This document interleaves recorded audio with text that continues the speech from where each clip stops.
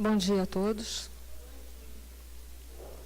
Que a paz do nosso Mestre Jesus, ela possa prosseguir dentro de nós, nos nossos corações, nos nossos pensamentos. A mensagem de abertura nossa, ela nos leva a muitas reflexões.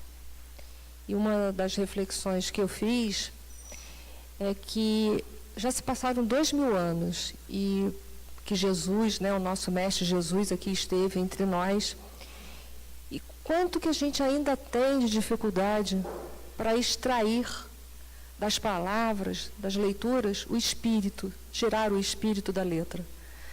É muito difícil a gente ainda entender com profundidade, com amplitude, todos os ensinamentos que nosso Senhor Jesus Cristo deixou para nós. Porque não são ensinamentos somente que nos informam sobre novas verdades, mas também são ensinamentos que devem ser colocados dentro de nós para nos transformar. Então, são ensinamentos que não só trazem instruções, mas trazem também formação, capacidade de formar, de transformar as pessoas. E é para isso que a gente está aqui, tentando aprender um pouco mais sobre nosso Senhor Jesus Cristo.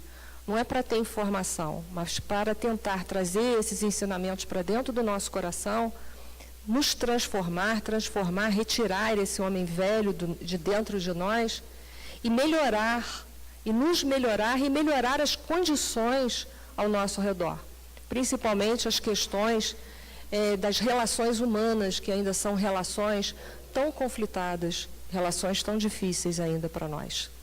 Então, é para isso que a gente está aqui tentando estudar o Evangelho, para transformar a nossa vida e trazer para próximo de nós a felicidade e o amor que todos nós desejamos, que todos nós estamos buscando, que é para isso que nós estamos aqui essa manhã. Nosso assunto hoje é há muitas moradas na casa de meu pai, que faz parte do Sermão do Cenáculo, um dos últimos sermões de nosso Senhor Jesus Cristo, em que ele reuniu todos os seus discípulos e passou para eles uma série de informações, uma série de ensinamentos carregados de esperanças, de perseveranças, porque ele sabia o quanto ia ser difícil para eles levar todos esses ensinamentos para frente, divulgar e vivenciar ao mesmo tempo. A palavra cenáculo, ela significa uma sala, especificamente uma sala onde Jesus reuniu seus discípulos, essa última ceia que é denominada, mas ali todos os que ali estavam conjugavam os mesmos pensamentos, tinham as mesmas ideias, os mesmos objetivos de vida, que é mais ou menos o que a gente está fazendo aqui. A maioria de nós que estamos aqui essa manhã, nós temos os mesmos objetivos, temos tentado ou procurado as mesmas coisas, que é essa transformação, transformar o homem velho num homem renovado, transformar os nossos vícios em virtudes, é isso que a gente está fazendo. E ali naquela sala também, Jesus reforçava para todos os seus discípulos os ensinamentos que ele havia ensinado, havia passado nos seus 3 anos de trabalhos mais árduos e significativos entre nós, e tentava levar para todos eles muita fé, muitas esperanças, para que futuramente eles pudessem, com aqueles ensinamentos, transmitir a mensagem dos ensinamentos do Cristo e também transformar as suas próprias vidas. O Sermão do Cenáculo, ele é basicamente, dividindo ele de uma forma didática, é claro, ele é compactado nesses ensinos aí, nesses assuntos. Na casa de meu pai há muitas moradas, é o que nós vamos fazer, porque na última vez que eu estive aqui, eu fiz uma introdução do que era o Sermão do Cenáculo. Hoje a gente vai para o primeiro assunto. Depois a gente vai falar, eu sou o caminho, a verdade e a vida, Jesus, a videira verdadeira, os discípulos e o mundo, o Paráclito, que é o Consolador prometido, e a oração de Jesus. Vamos lá. Didaticamente, os ensinos de Jesus foram divididos em 4 grandes sermões. A gente já teve a oportunidade de fazer o Sermão da Montanha, que representa a implantação do reino de Deus aqui na Terra, no entendimento que essa implantação cabe a cada um de nós transformarmos os nossos corações para que verdadeiramente esse reino de Deus possa ser feito entre nós. O sermão profético, que fala justamente sobre a transição planetária, de categoria do nosso planeta, que é um planeta ainda de provas e expiações e que está cada vez mais próximo de um mundo de regeneração. Nós já tivemos a oportunidade de concluir esses dois e nós estamos agora no Sermão do Cenáculo, que foi dirigido aos apóstolos ou discípulos poucas horas antes de Jesus ser entregue e ser crucificado. E pretendemos, se não desencarnarmos, que pode acontecer, a gente não veio com uma plaquinha, né, um selo assim, data de validade, termina tal dia, tal hora e tal mês, e tal ano. Então, como a gente não sabe, mas se eu ainda estiver aqui, eu pretendo ainda fazer o sermão dos 8 ais, colocados, né, fazendo o contexto, o que ele simbolizava na época e o que ele simboliza hoje para nós. Ele é muito interessante, esse sermão. E, se eu ainda estiver reencarnado, vocês vão ter que me aguentar, que eu vou fazer todas as parábolas também. Quem não está satisfeito, reza para desencarnar. Vamos lá, gente.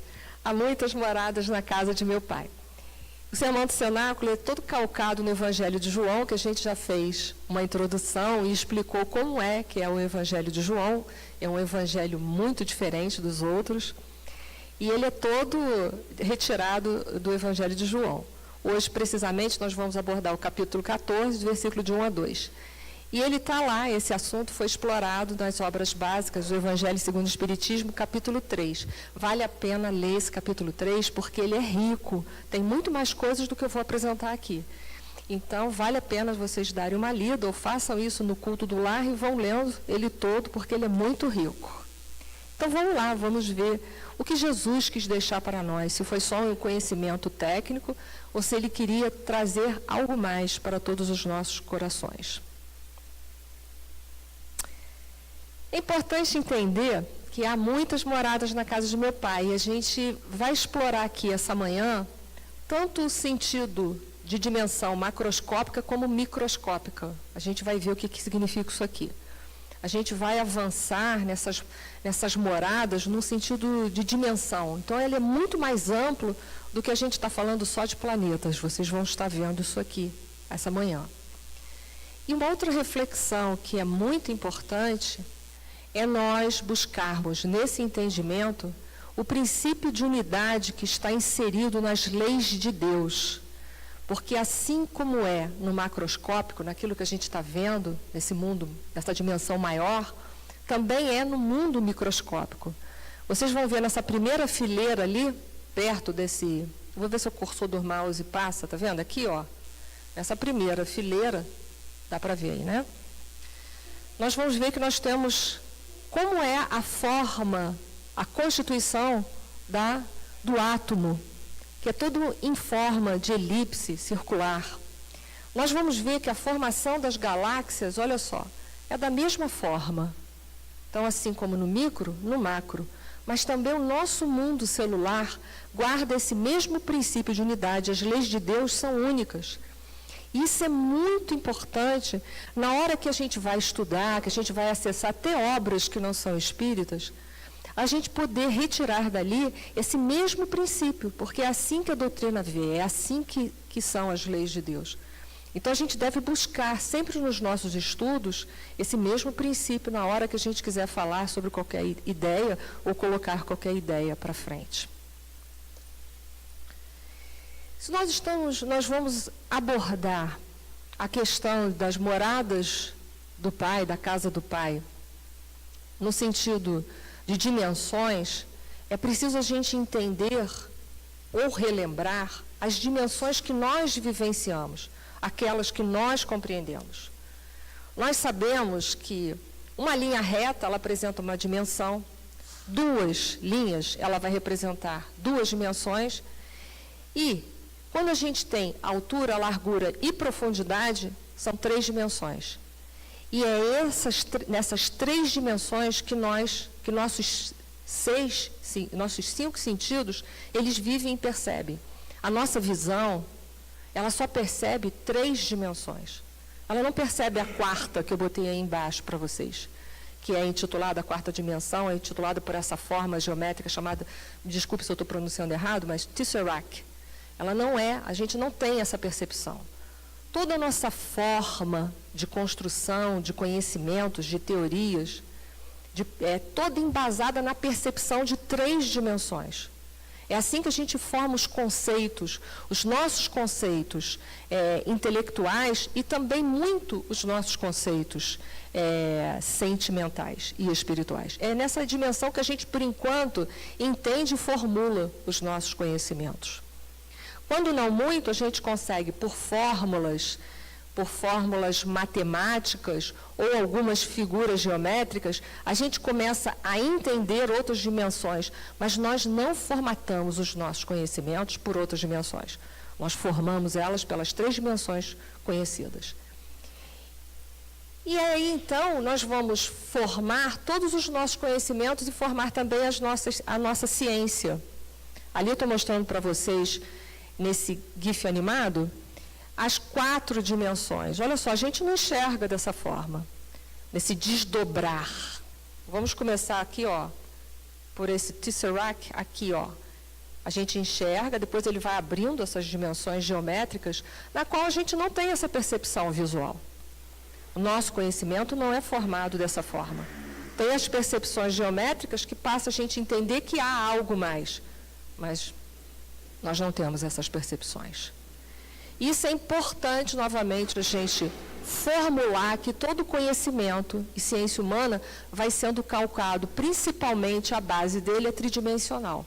É claro que os homens de ciências, por terem um intelecto muito desenvolvido, eles vão percebendo os efeitos das outras dimensões. Eles também não veem, mas eles percebem os efeitos das outras dimensões.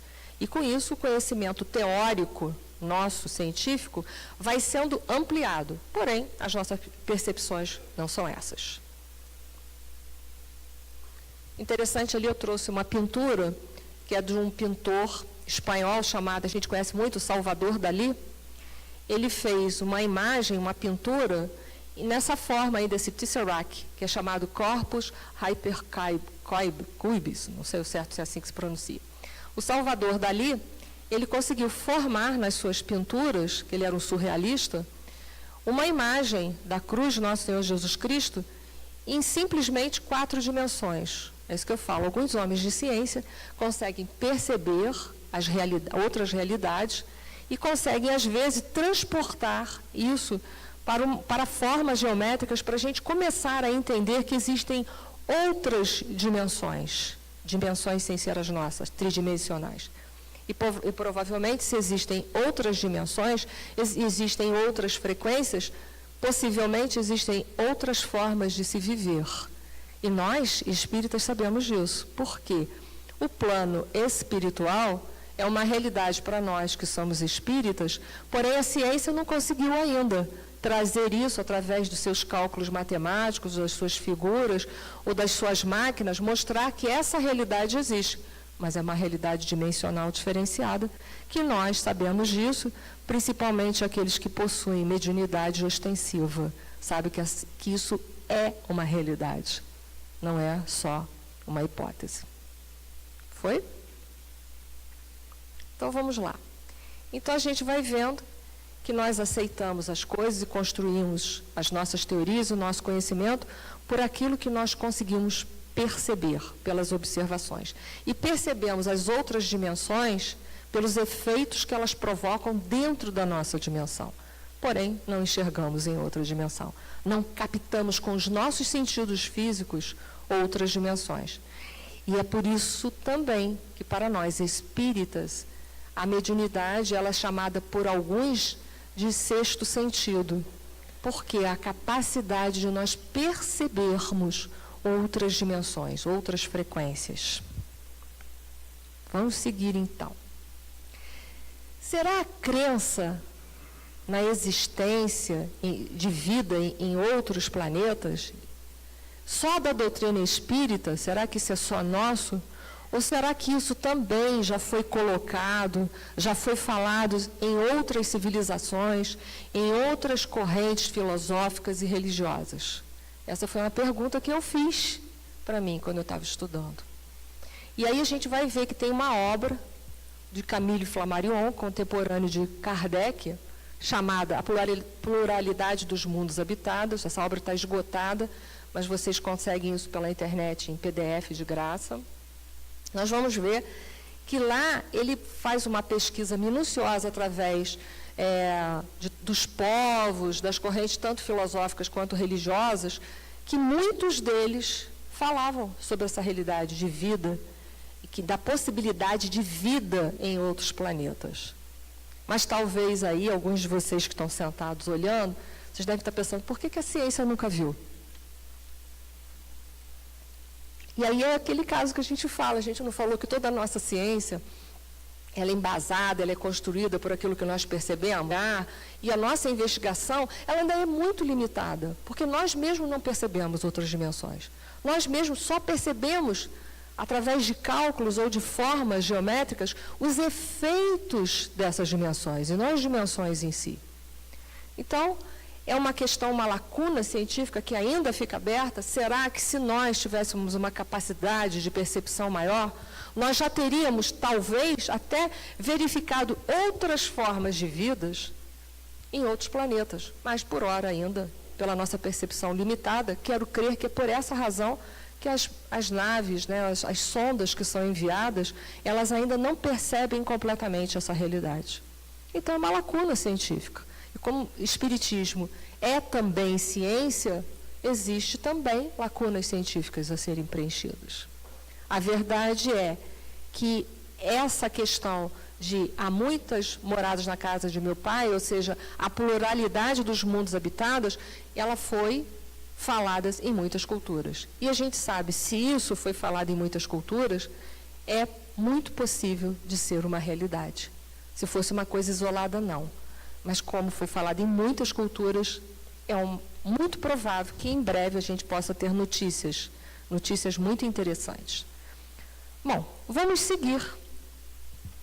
Nós vamos seguir com a passagem que está em João, capítulo 14, versículo de 1 a 2, que fala assim, João: não se turbe o vosso coração, credes em Deus, crede também em mim. Esse mim é Jesus. Há muitas moradas na casa de meu pai. Se assim não fosse, ele coloca, eu não teria dito. Eu não coloquei o resto da passagem. Então é muito importante que Jesus está afirmando para nós que há muitas moradas.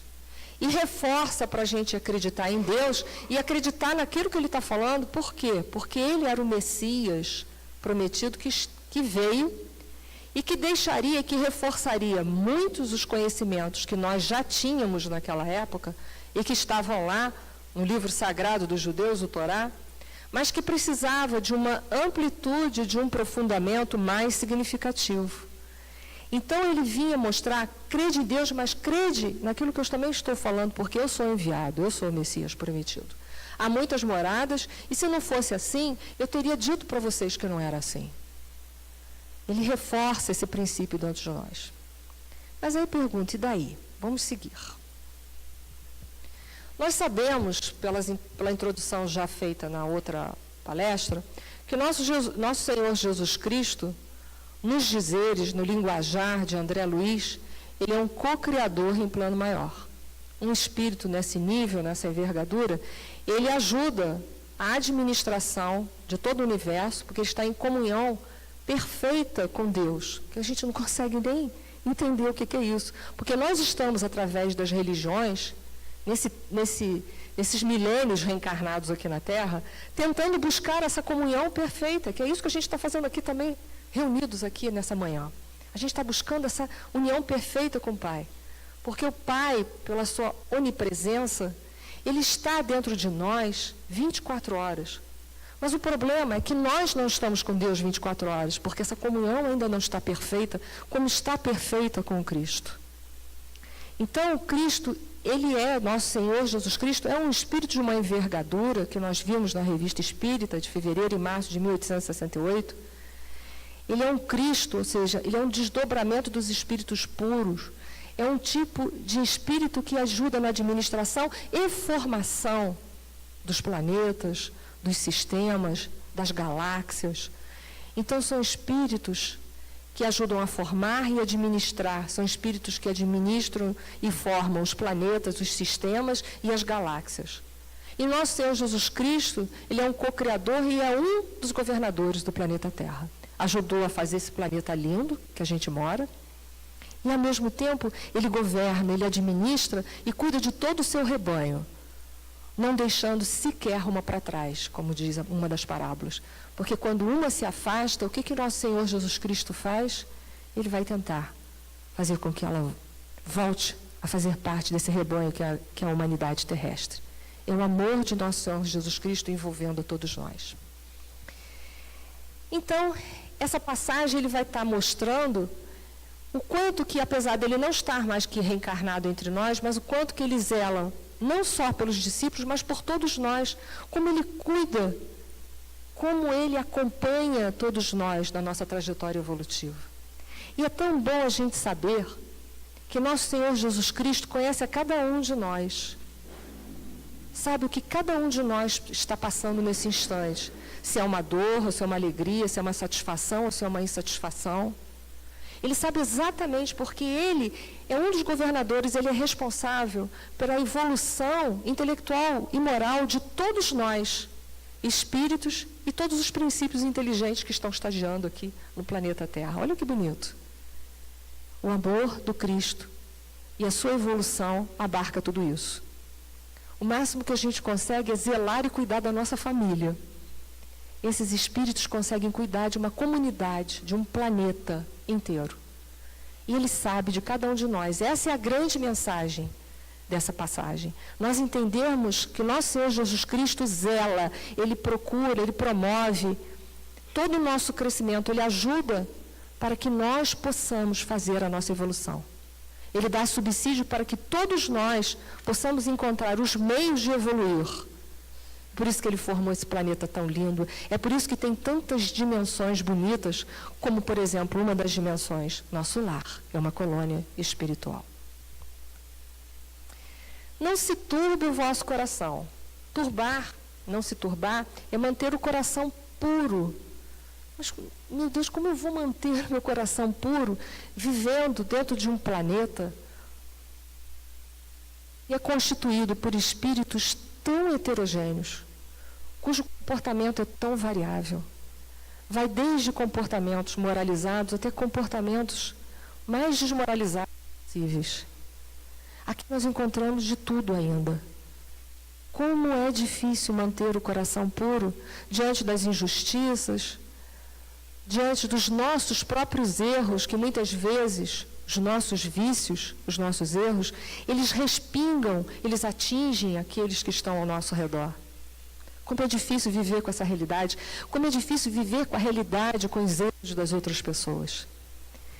E aí a gente fica pensando nisso tudo, para o coração não turbar, é preciso nós nos mantermos firme dentro de uma fé. Mantermos firme o nosso propósito de comunhão, de ligação com Deus. É preciso manter firme. E para manter firme, hoje a gente tem uma coisa chamada doutrina dos espíritos. Para nós, por exemplo, nós temos. Que nos deixa uma série de conhecimentos, de informações e de consolos para nós reforçarmos as nossas fé e, ao mesmo tempo, a nossa perseverança no caminho do bem. E é nessa doutrina maravilhosa que nós recebemos, que nós incorporamos como filosofia, que a filosofia é aquilo que norteia o nosso processo, nossa vida.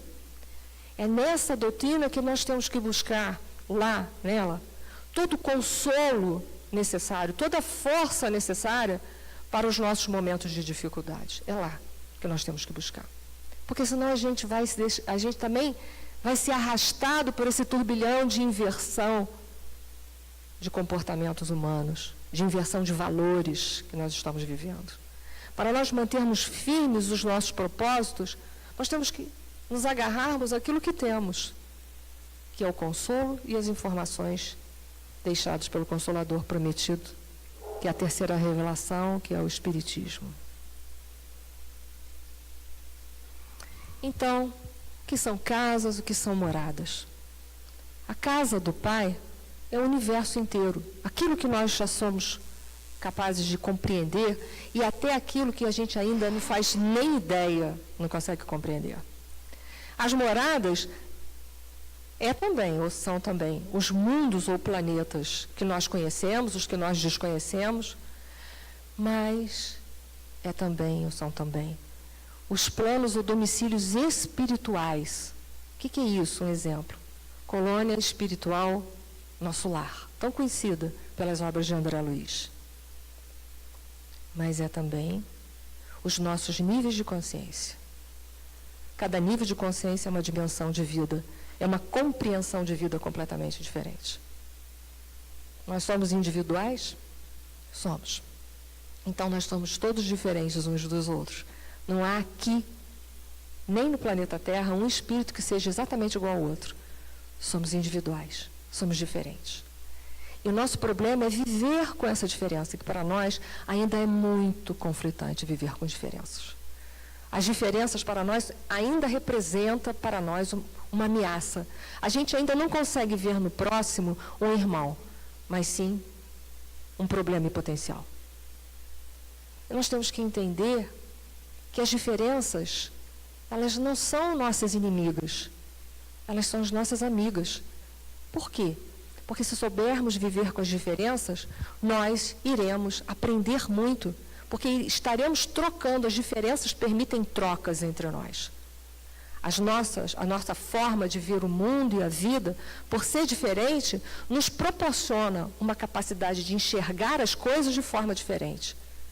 Às vezes, o mesmo fato que para mim é uma coisa negativa, o outro vai achar que é positivo.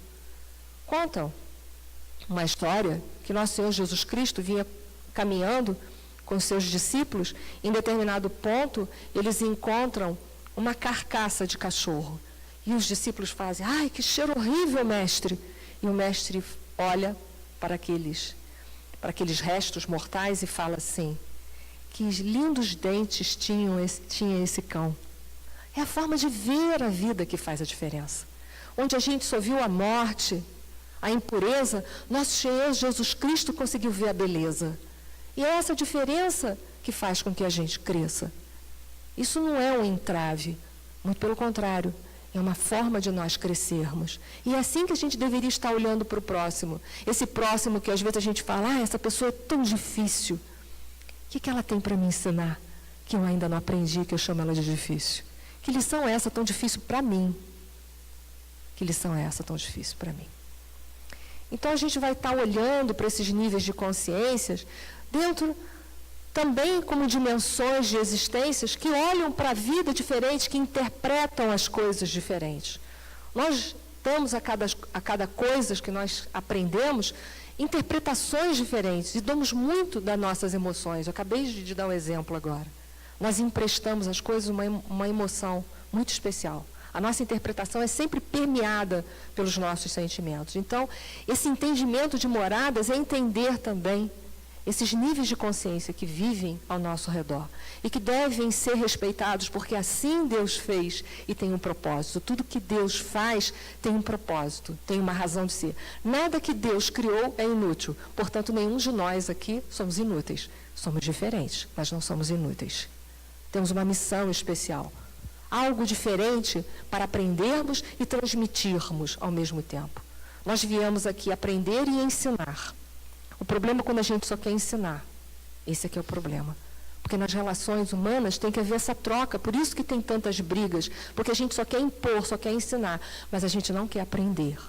Não quer flexibilizar. E como eu disse para vocês, no capítulo 3 do Evangelho segundo o Espiritismo, vai fazer uma abordagem bem grande desse tema. Há muitas moradas na casa de meu Pai. Mostrando principalmente para nós o que eu acabei de falar. O Pai não cria nada de inútil. Tudo que existe tem uma utilidade.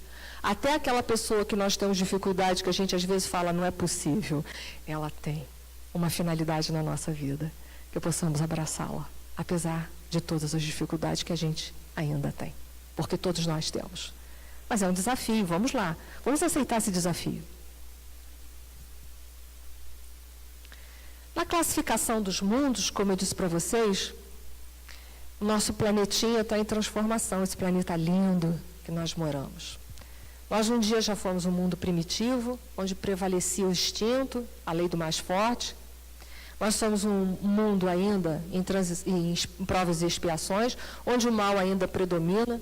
Eu até costumo brincar, uma vez eu falei em palestra, que eu disse que o Evangelho tinha dito que nós éramos malzinhos. Aí todo mundo falou assim, não é possível. Eu falei assim, é sim, porque se diz que predomina o mal, nós estamos aqui que nós somos, malzinho estava aliviando, né? Malzinhos. Mas nós já estamos começando a transformar. E a gente vê essa transformação dentro de nós quando a gente fica indignado diante de uma situação de violência.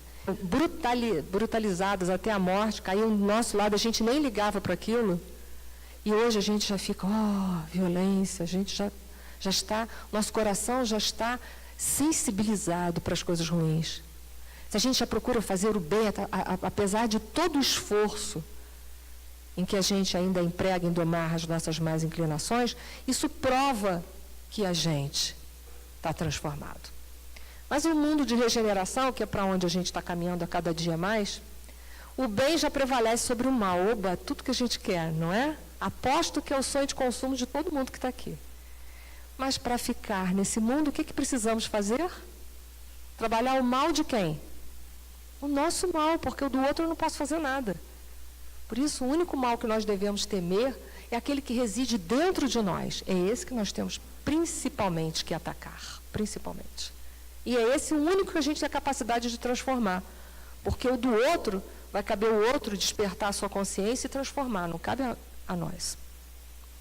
E para a nossa boa notícia, nós sabemos que vamos ter os mundos ditosos ou felizes, onde o mal não existe mais, e os celestes ou divinos, onde o bem reina soberano. É tão bom ter essa notícia, porque esse é o nosso futuro. Mas é o nosso futuro se nós trabalharmos para isso.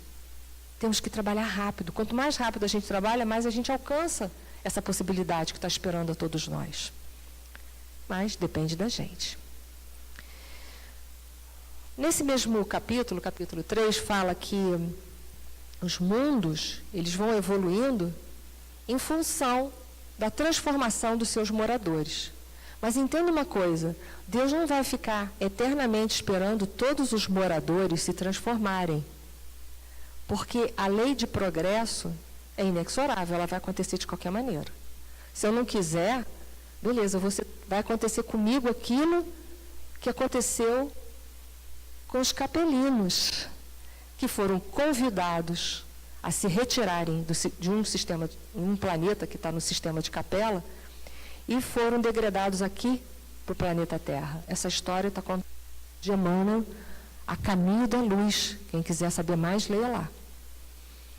Então, se nós quisermos ficar nesse mundo que vai ser transformado pouco a pouco, que já está sendo, nós precisamos trabalhar os nossos potenciais de fazer o bem. E tem um lugar onde tudo começa. Onde que é o lugar que tudo começa para a gente treinar o bem? Dentro da gente e no nosso lar, a nossa casa, a nossa família. A família é tão importante para o espírito que antes dele reencarnar é feito o planejamento reencarnatório e a primeira coisa, o que é feita? Aonde ele vai nascer? Qual vai ser a família dele? Então, aquela família que tem dia que a gente pega o porta-retrato e bota dentro da gaveta porque não aguenta olhar, aquela família a gente merece e precisa. Você vai falar assim, está brincando, não estou não, isso está lá nas leis, não sou eu que estou falando isso. Aquela família, ela tem todo o componente necessário para a nossa evolução, mas vai depender de como a gente olha. Se a gente olha para aquele corpo em decomposição do cachorro e só sente a decomposição e o odor desagradável, ou se nós estamos capazes de ver que lindos dentes tinham aquele animal. Isso depende da nossa visão, do quanto nós formos capazes de transformar a nossa dor em ensinamentos. Aliás, Joana de Ângeles fala que quando a dor não é transformada em experiência, ela vira masoquismo. E é verdade. Ela vira sofrimento, ela vira masoquismo. Então, precisamos transformar a nossa dor em experiência, porque dor e amor são mecanismos de evolução. Mas podemos sair da dor? Podemos. Nós vimos aí atrás, quando falamos de classificação dos mundos. Mas, para isso, a gente precisa amar mais. Aí o amor vem na nossa direção e a gente permeia e faz com que o mecanismo amor se torne um mecanismo de preferência para nós evoluirmos. Mas depende das nossas escolhas. Podemos escolher também evoluir sempre pela dor. A escolha é nossa. Nós já temos a capacidade do livre-arbítrio, podemos fazer escolhas. Nós podemos fazer escolhas. Então depende da gente escolher bem. Aqui é só para ilustrar que os espíritos imperfeitos, aqui, ó, a gente vai ver que há um predomínio muito grande da matéria. A matéria ainda predomina, os instintos predominam, os nossos valores são mais direcionados para mamão do que para Deus, ainda é assim. Mas, quando a gente vai chegando ali na ordem dos bons espíritos, que são os nossos mentores, a gente vai vendo que a matéria começa a predominar menos e predomina mais os valores espirituais, a moral, a conduta, a boa conduta. E nos espíritos puros, já não há mais nenhum predomínio da matéria e por isso eles não precisam mais reencarnar. Só reencarnam se quiserem, mas não precisam mais. Nós precisamos reencarnar. Então, nós somos responsáveis pelos nossos ciclos reencarnatórios de dor. Podemos transformar esses ciclos reencarnatórios de amor. Olha que delícia. Mas a escolha é nossa, em amar mais ou menos. Como nós estamos abordando há muitas moradas na casa de meu pai, essas moradas não são só os planetas, mas são também as dimensões espirituais, que inicialmente nós vamos encontrar na obra básica O Céu e o Inferno, foi retratada por Allan Kardec, no livro Preciso, O Céu e o Inferno. Lá, Kardec deu as primeiras pinceladas, como era a sorte dos espíritos após a morte. Então, falou dos espíritos felizes, dos espíritos em condições medianas, dos sofredores, dos criminosos arrependidos, dos endurecidos. Ele deu a primeira pincelada, como era a realidade do plano espiritual, ou da dimensão espiritual, para nós começarmos a nos conscientizar de que a nossa felicidade ou a nossa infelicidade é fruto do nosso próprio plantio, ou do nosso próprio comportamento. Isso para começar a abrir essa dimensão, para começar a abrir esse horizonte nos nossos corações. Foi para isso, para mostrar que a gente pode ser melhor, se nós quisermos. E mostrou também a condição desses espíritos, em muitos já implantado o arrependimento, e mostrando a condição que eles estavam de arrependidos, a necessidade que eles sentiam de voltar a reencarnar e começar, dar um novo início à sua nova vida, a fazer um novo princípio e um novo fim. Então, a gente ainda está a caminho, ainda está reencarnado. Que bom, a gente pode dar um novo fim à nossa vida. Isso aqui é bom. Essa notícia é boa, não é uma notícia ruim. Mas, tarde, com a mediunidade de Chico Xavier, nós vamos ter as obras complementares e nós vamos encontrar o mundo espiritual sendo descrito em minúcias na série espiritual pelo espírito André Luiz. Ele vai falar bastante sobre a realidade espiritual. Ele vai ampliar os nossos horizontes e vai aprofundar sobre a nossa realidade espiritual. Vai trazer novos ensinamentos, vai trazer mais consolação, mas vai trazer também mais responsabilidade, porque muito será cobrado a quem muito foi dado. A doutrina dos espíritos é uma dádiva na nossa vida, porém, ela nos deixa com uma bagagem a mais de responsabilidade. Por quê? Porque nós compreendemos as verdades de nosso Senhor Jesus Cristo com muito mais profundidade, muito mais clareza. Então, nos será mais cobrado. Vou só ilustrar, nós estamos nos nossos últimos minutos, e André Luiz explorou principalmente a colônia espiritual Nosso Lar, que é uma colônia de transição. O que significa isso?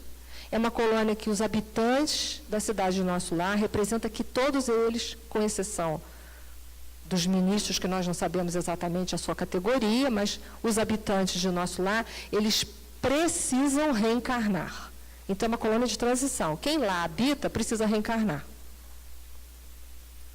Ela fica, numa camada espiritual, que posso passar os slides, ele vai repetir, tá? Ela vai ficar numa camada espiritual denominada umbral fino. Umbral fino. Uma vez eu brinquei em palestra que quando eu morresse queria ir para o umbral. E todo mundo, assim, depende de onde, né? Por exemplo, se eu for para o umbral filho nosso lar, estou bem. Mas é umbral. A colônia do nosso lar fica numa crosta terrestre, onde a gente está andando para baixo. Onde nós vamos encontrar o Vale dos Suicidas, espíritos ainda muito endurecidos, voltados para os crimes, para as violências, para as crueldades. E aí pensar que a gente está numa dimensão paralela a eles. Né? Acima, nós vamos ter um umbral grosso, depois um umbral médio e, finalmente, um umbral fino, onde está a colônia espiritual, nosso lar. E ainda temos o mais para cima ainda, onde ficam outras camadas, outras dimensões espetrizes do planeta e, finalmente, a abóbada estelar. Olha que interessante. Diretrizes do planeta. Deve ser lá, deduzo eu, que mora Ismael, que recebe as ordens de Nosso Senhor Jesus Cristo, transmite para Ismael, trabalhador. Quem é o Ismael mesmo, gente? Quem é Ismael? Para ver se vocês estão acordados. Quem é o espírito Ismael? Mentor espiritual do Brasil. E aí Ismael recebe as ordens de Nosso Senhor Jesus Cristo, leia o livro Brasil, Coração do Mundo, Pátria do Evangelho, Irmão X. Recebe essas ordens e passa para todos os trabalhadores do bem que estão reencarnados no Brasil. Opa, nós podemos se candidatar a esse serviço? A hora que quisermos. A hora que quisermos. Basta abrirmos os nossos corações. Podemos ser trabalhadores pequenos, mas podemos ser. Olha que coisa boa. Saber que nós podemos contribuir para a evolução do planeta. E isso está na questão 132 do Livro dos Espíritos. Qual o objetivo de estar encarnado? Passar por provas e expiações e concorrer para a obra universal. Concorremos para a obra universal quando trabalhamos para o bem. Então, todos nós podemos nos candidatar para sermos trabalhadores de Nosso Senhor Jesus Cristo. Basta querermos. Estamos terminando. A cidade do nosso lar, isso aí é um plano piloto, que também tem nesse livro da Eugorina Cunha.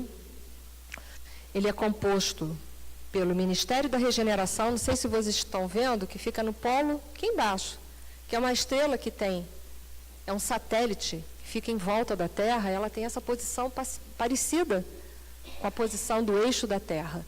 Então, o que está mais embaixo, que está mais próximo aos umbrais, olha que interessante, é o Ministério de Regeneração, depois vem o de Auxílio, o Ministério da Comunicação e os mais para cima, que ficam voltados para cima, olha lá, o Ministério do Esclarecimento, o Ministério da Elevação e a ponta superior da União Divina.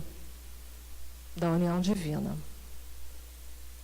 No centro dessa estrela, nós temos o edifício da Governadoria, administrado por 72 ministros. Um deles a gente escuta falar muito no nosso lar, que é o ministro Clarencio. São esses espíritos de uma envergadura maior do que nós, que mantêm principalmente a colônia Nosso Lar íntegra, mantém ela na sua construção, porque só os pensamentos dos seus habitantes não seria o suficiente a manter a colônia Nosso Lar viva. A gente sempre precisa dar auxílio dos mais evoluídos. Sempre. E lembre-se, sempre tem alguém na nossa retaguarda. Então, possibilidade de ajuda para nós é múltipla. Por isso que a caridade foi um instrumento por excelência de transformação ou de salvação, que foi tratado no Evangelho segundo o Espiritismo. Todos nós somos capazes de fazer caridade. Se não for a material, porque não temos algo material para dar, mas nós podemos fazer a moral, que é dar de si próprio. Mas dar de si próprio requer um desapego de si mesmo. Requer trabalhar o orgulho e o egoísmo. Essa é a outra forma de ver a cidade de nosso lar. Olha que uma dessa linda. É um outro desenho. E conclusão que nós vimos é que esses ensinamentos que fazem parte das bases da doutrina dos espíritos, que é um dos postulados da doutrina dos espíritos, ela encontra também, é encontrada essa ideia em outros povos, em outras civilizações, em outras culturas filosóficas e religiosas.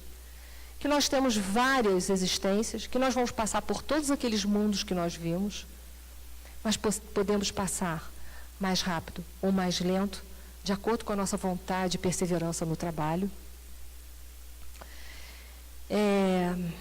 Enfim, vamos acabar. Vamos só ler para a gente ver. Os espíritos vivem diversas encarnações no mesmo mundo, até que possa galgar um outro mundo superior. O que classifica o mundo e a evolução moral e intelectual de seus habitantes, principalmente, é a evolução moral. Então, para nós podermos ficar aqui, não vai adiantar sermos espíritos superintelectuais. Nós temos que ter o desenvolvimento moral, a capacidade de amar sem condições.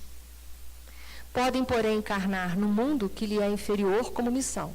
Então, se nós quisermos encarnar num mundo inferior ao nosso, podemos em missão. Só não podemos encarnar num superior. Por quê? Porque não temos méritos.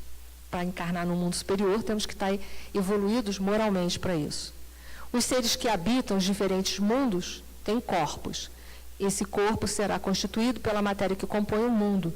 Mundos mais primitivos, os corpos serão mais grosseiros. E nos mundos mais evoluídos, os corpos serão mais sutis.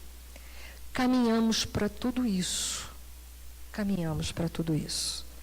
Mas isso depende de cada um de nós. Depende de desejarmos. Material, subsídios para a evolução, nos foi colocado, que é a nossa família, que são aqueles que convivem conosco estreitamente, ou na nossa vida familiar, ou na nossa vida social, ou na nossa vida religiosa. Nós somos colocados em meios diversos e difíceis para que nós possamos promover a nossa evolução espiritual e também a nossa maturidade emocional ou psicológica. Mas isso depende de nós olharmos para isso com uma boa visão. Depende de nós querermos isso. Depende de nós decidirmos agora amar o outro sem condições. Porque amar, como diz Santo Agostinho, é deixar que o outro seja. Vamos deixar ele ser o que ele dá conta, porque nós também somos aquilo que nós damos conta. Muito obrigada. Um bom domingo para todos.